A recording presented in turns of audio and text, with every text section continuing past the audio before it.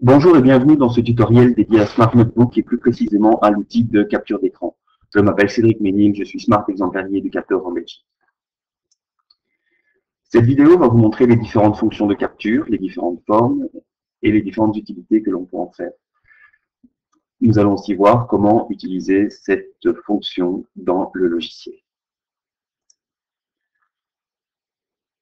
La capture d'écran se lance avec cette icône et permet de faire afficher ce menu. Alors, vous avez différents types de capture. Soit vous pouvez faire une image complète de votre écran, soit vous pouvez prendre une image d'une seule fenêtre. Vous pouvez choisir différents types de zones, soit rectangulaires, soit une zone que vous sélectionnez à main libre, détourée. Une autre option, c'est que l'image que vous récupérez dans Smart Notebook soit apparaît directement sur la page en cours, ou alors est capturée dans une nouvelle page. Pourquoi faire des captures d'écran? Une capture d'écran peut être très utile pour récupérer une image d'Internet ou d'une autre source, pour par exemple, une fois qu'elle est dans votre logiciel, ajouter une légende.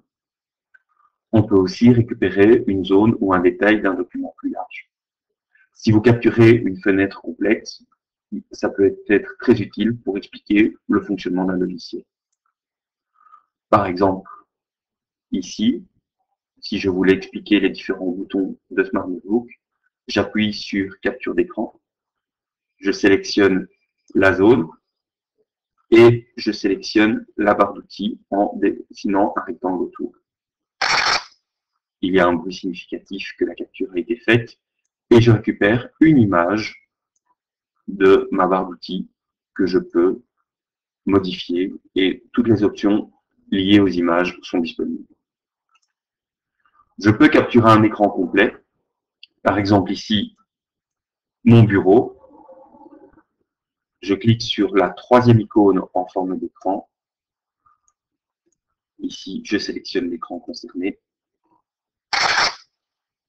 et je récupère directement une capture de mon bureau. Je peux aussi capturer une fenêtre.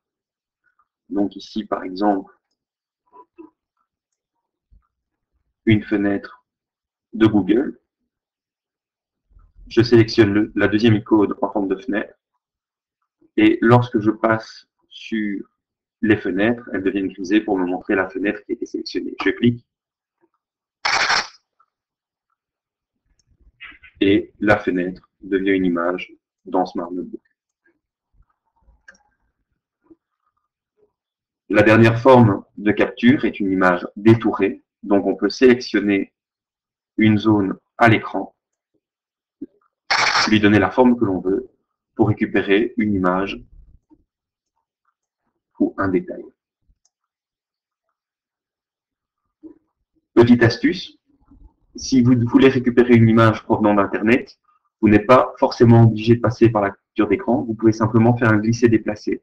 C'est-à-dire que vous pouvez mettre votre curseur sur l'image que vous voulez récupérer, cliquer dessus, la faire glisser et lâcher votre curseur. Et à ce moment-là, l'image est directement intégrée dans Smart Notebook.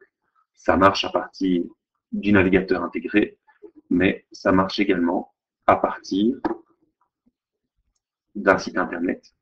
Si je prends l'image, même chose, glisser, déplacer, et voilà, j'ai récupéré l'image provenant d'Internet. Merci à tous.